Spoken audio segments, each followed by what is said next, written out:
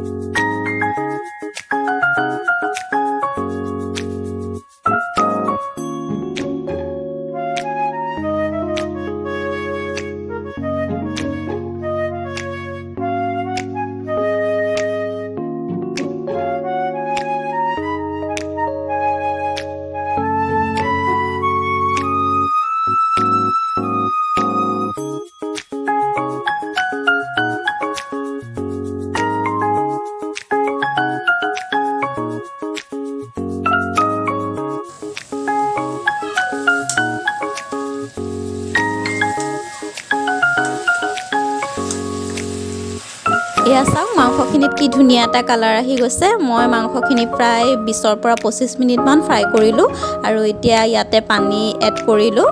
মাংসখিনি অনুপাতে আপোনালোকে কিমানটো গ্ৰেভি খায় সেই অনুপাতে পানী এড কৰিব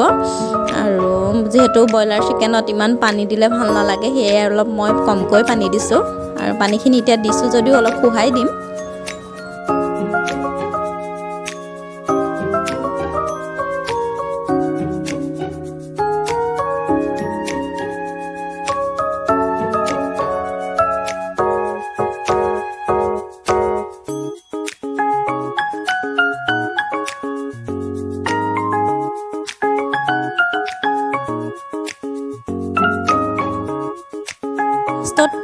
আপোনালোকৰ তাত যি ধনিয়া থাকে মান ধনিয়া থাকে বা আমাৰ